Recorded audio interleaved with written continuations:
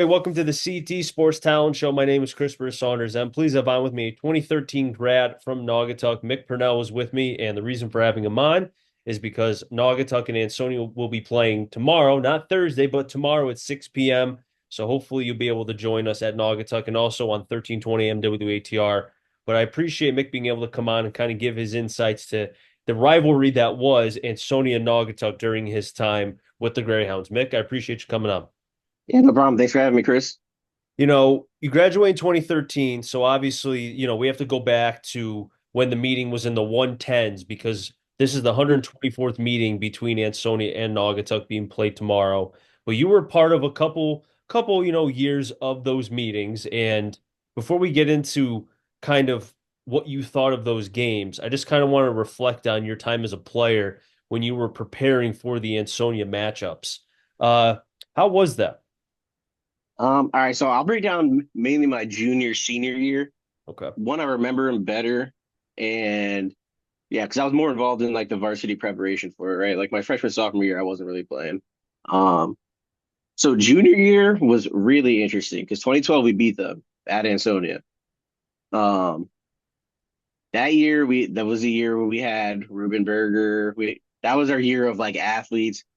So the preparation for that one was interesting because going into that game, we were running the ball a lot. We had athletes and receivers, but we were running the ball heavy a Mhm. lot.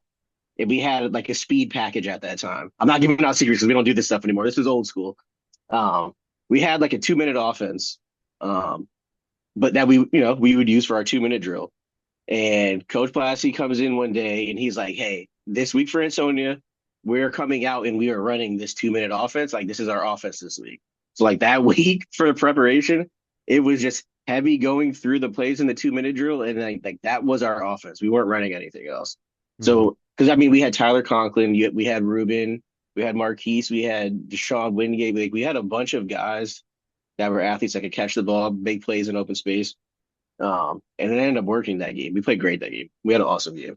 Defensive preparation, stop Montreal Dobbs. Hopefully, Arkel doesn't break a run off the sideline. Like that's right. Like, that's your defensive plan. Stop Dobbs, which is not easy to do, but we did that game. I think he ran for under 100 yards or just over 100 that game my junior year. It was one of his worst games that year, like or lowest stat wise. Mhm. But yeah, prep for that. I mean, intensity's up. It's cold. We're still playing on that rock hard old dirt field that we had because we still had the grass. Like everybody's getting scraped up, trying to stay healthy, but everybody's like really focused for this game. Because Mhm. before my junior year, we hadn't won in a long time. If I can remember, it was like I think it was pushing 20 years, maybe. I know it was a long time though. Senior year was completely different. Um, our offense was like pretty solidified. We had put in some new stuff going into that week. I was pretty confident. So, and I'm not taking anything away from Minnesota. They had a great team. I was confident I could score on their team. All of their star players were stars on offense, minus Rashawn Finney, who was a great linebacker. But all like Arkell, they had Alex Matos, all offensive guys. Mhm. So I knew it was going to be a shootout, but I was like, I could score on them. So I wasn't really too worried about that. Honestly, I was that for some reason I wasn't nervous going into that game. I was excited. Mhm. Um, Practice week was just normal, keeping everything super smooth. I think we put in maybe one or two new plays.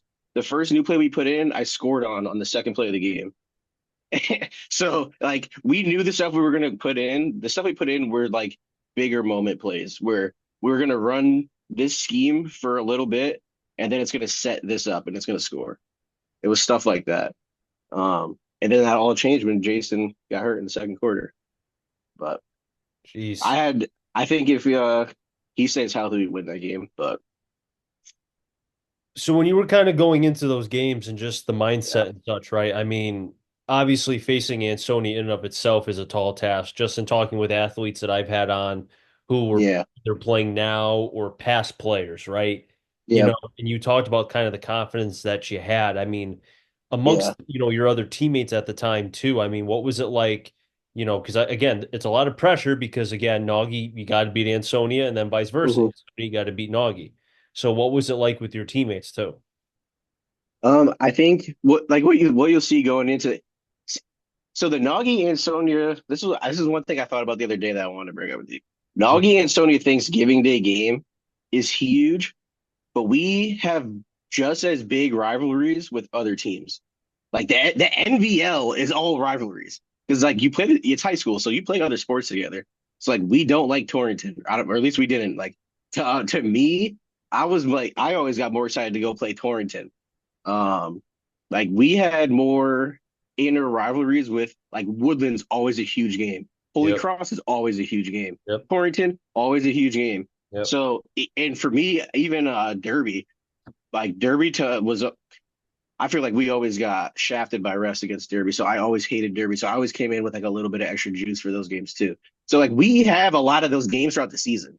Where in Sony, it's like the culminating event where it's just like, all right, we've been doing this all season. We had a good season and a chance to go to the state playoffs. Like now, I'm just here to play football. Like I said, I like playing at Ansonia. Everybody was kind of in the same mindset. Like we played big games all year. Mm-hmm. So like I never really put it the Ansonia game you get more excited for because there's more people, but like I never hated anybody on Ansonia. Like I always liked Arkell. I always liked those guys. Like Mm-hmm. we just knew it was gonna be a good game. Like, we're gonna have to play hard. But so like yeah, like the big game nerves they never really hit me with Ansonia for some reason. Like I would get more not even anxiety, but more like amped up for like a Woodland game or a Torrington or a Holy Cross most of the Mm-hmm. time, honestly. That was just me personally. I just like the atmosphere. You get to play in front of all those people. It's fun. What was it like facing Ansonia? I mean, they've had Yeah. the same hammer formation. Maybe it's kind of been adjusted a Yeah. little bit through the years, but it's still the same formation that they've been running probably since the 1970s. But it Yeah. works. And it doesn't Yep. seem like many high school teams. I mean, Nagy has had their times. Yeah. Bloomfield, obviously, those battles classically with Ansonia. Hmm. Portland has faced them of late the last few years. I know Yep. Valley Regional always faced them, it seemed like in the playoffs for years dating back Yeah. to pre-COVID. But it seems like their style has been able to be elongated. It's been able to work. Why do you Yeah. think that is, their scheme? Um, they are master of the basics. They probably still run like the same 8 run plays that they did in 2013 that they probably also ran in 1994, Hmm. and they run them perfect every time. When guards pull, they don't miss blocks. When fullbacks are lead blocking, they don't miss blocks. They've ran those plays so much that they've seen them against every scheme of defense ever. It's just what they do. And then they'll get a few athletes, like I said, they had Alex Matos, who was a Division 1 wide receiver on their team, where now when you're so focused because Arkell has carried the ball 40 times, we're gonna throw to a kid who's gonna go play Division 1 football too. So like it's just they run those plays all the time. And they always have ridiculous running backs. Like, have they ever not had a Division 1 running back? Like, I don't remember. Not since because before me was Alex Thomas, then they had Montreal Dobbs, and they had Arkell. So they had three really good running backs in the years I was there or around. So like that helps a lot when you have one of the best running backs in the state every year. Hmm. But like I said, also they always just have tough grinder kids and they run the same plays all the time. Like they're perfect at those run plays. Like we were literally calling out plays as they lined up and they were still getting yards. This is what it is. It's funny because over the last Yeah. couple of years, their running backs from Shaquem Harmon to Cassetti to McKnight, I mean, Division Yeah. three, Division two, Division two. So not Yeah. Division one, but again, they've also had talent outside. Their offensive line is Exactly. Division three kids. Maybe the Division one athletes are not coming out in bunches like they were maybe in previous years, but Hmm. Estonia is producing a lot of very talented players. Yeah. And, they have another one this year, shocker enough, Quintez Riddle, who has, I think, over 1,000. He may be close to 2,000 yards. I have no idea.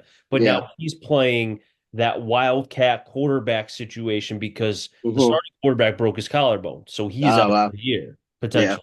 I mean, it's still not confirmed he broke his collarbone, but he's been injured and whatever. But the Yeah. point is that with him being out, potentially, again, we'll find out tomorrow. Widow Hmm. is now the lead backer and has been for some time, and he's also played quarterback, or yeah, he's at running back, but played quarterback So previously. But I feel yeah. like if anybody can make that work, it's Ansonia. Yeah. Yeah. Yeah. Any type of a rent scheme, like they're gonna be fine. Like I said, even having guys on the outside, especially if that kid has a little bit of quarterback time, all you have to do is they run the ball like they normally do, and then it's going to be a play action. It's going to catch somebody sleeping sometimes. Like it's going to happen. It's football. Yeah. Yeah, that's always kind of been their game. Like I said, when I was there, they had Matos was a great receiver. He was very, very good. So like they could throw the ball if they wanted to. They threw the ball on us on Thanksgiving pretty well.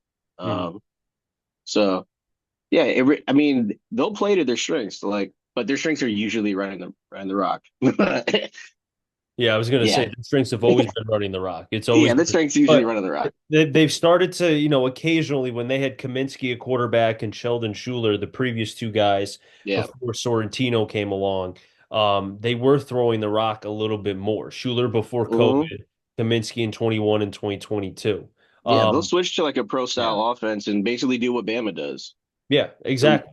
that's what they do. Like what teams don't beat Bama? It's the same thing as Ansonia. Very, very Exactly. similar culture.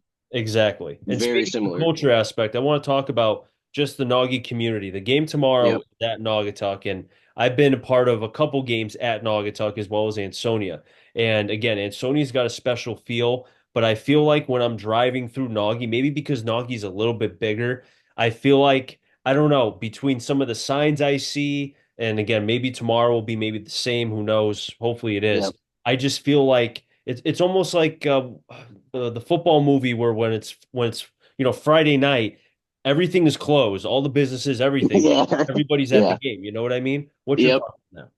Yeah, that's how it usually is because especially before Thanksgiving, I don't know how they do it anymore, but like we would have like our big homecoming the night before the game. And we had the practice field that was elevated. It was like a rock, like basically a rock practice field, but they would have like a big bonfire up there and we'd have like our homecoming with the school. You'd be out there in your jerseys. They do the whole homecoming thing on the basketball court. And then we would go out and they'd have a fire pit out there. Like pretty much everybody from school was there, family members, like people in town, everybody was allowed to be there. And they Hmm. would do like, little events and stuff after homecoming. So like it's always like a big build up to it. And like I said, it's not just like kids at school. It's like the community. People can come out and see you guys before the game. Like they'll ask like questions. They'll give people microphones and stuff. It's pretty cool. And like, yeah, they host like this big fire. So everybody's out there at the fire. All the guys are out there hanging out before the game. Um, but yeah, the day of and before, so we had like an old ritual where we would go to this little breakfast spot. I think it's Rosenblatt's. I don't know. I don't even know if they're still open. But me, Chico Echeverria, Jeff, Chuck Reck, before Thanksgiving Day games, we would go out. It's a nice little local spot. It's been there forever. Hmm. Go out, get breakfast, kind of talk a little bit about the game, but just light, nice little breakfast there. And then by the time like we were pulling up to the school, people are already outside tailgating. Like they see you coming in, they're honking horns. They're doing the whole like they're ready to go. Like before, like when we're getting there to like get ready to go warm up, there are people are already there. Or they're Hmm. doing cookouts. Like you'll drive down the road, you see people outside on their lawns drinking beers, having cookouts before they even get to the game. I'm like, holy crap! Like that's how the town is. And I live right, we live right near the high school. Like I'm right near the high school, our house. It's like literally a 2 minute drive to the back parking lot. And like you'll see people outside their houses before the game. Doggy jerseys, face paint, all that stuff. Now, It's do you always like that. It's always been like that. now do you feel like because the game is now tomorrow that kind of maybe puts a monkey wrench, I guess, into kind of some of the things that you said, or will Naugatuck find a way to I that so in? I think is yeah. As far as the tailgating goes, like their pregame, I mean, the Thanksgiving Eve, like they're gonna be ready to go. People are gonna be out and ready to go. It's gonna change the ritual a little bit. I don't think it's gonna change like the showing though. I think Hmm. people are still gonna be out there, like they're just gonna be out at like 66 Church instead of pre-gaming wherever they used to do or be tailgating at the park. They're probably gonna go out to like one of the little local bars and then everybody's gonna go to the game. I don't think it's really going to change the turnout or Hmm. like kind of the hype around the game. Like people are going to get. That's what. Like what else is there to do? That's what people like to come see people put us play Ansonia on Thanksgiving. Hmm. They're going to show up the day before too. Well, I don't Like mean to break it to you, but 66 is no longer there anymore. They closed. really? Yeah, that's how long I haven't been there. 66 is closed. 75 Yeah, Center in Southington is also closed. really. Yeah, Wow. because the owner owned both of them. Yeah, he owned both. Yeah, I knew that. Yeah, they close. So when you said Well, that, those. I was like, oh, I got to tell them it's closed. Well, I know. I think my buddies from high school, their family owns one of the bars out there too, so I'm sure people will be there. I was gonna say there's gonna be a spot that Yeah. that plaza there, or Little Plaza Street, whatever you want to call it. There's a Yep. lot of stuff there, even if 66, since it's no longer there. You Yep. know. Yep. But hey, Mick, I really appreciate you coming on. This was a lot of fun. Before I let you go really quick, any words for the Naughty Hounds playing tomorrow against Ansonia in the 124th meeting between the two? Yeah, man, it's a big game. Take advantage of it. You guys might be one of the few teams to ever get to play them in a night game. All of us always play during the day. You guys get the opportunity to play on Thanksgiving Eve at night. Go out there, win, play the football you guys been playing. I heard you guys are playing good, and good luck. I'll wrap things up here in the CT Sports Talent Show. Next time, stay safe. Remember, CT stands for Connecticut Talent. Enjoy, find them all. Enjoy this day, everybody, and be well.